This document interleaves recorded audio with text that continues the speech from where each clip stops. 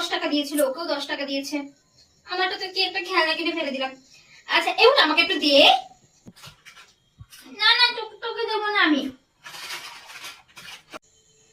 আমি জানতাম তুই দিবি না। দাঁড়া তোর অবস্থা। এই মিনু, তুই জানিস তনুর কি হয়েছিল?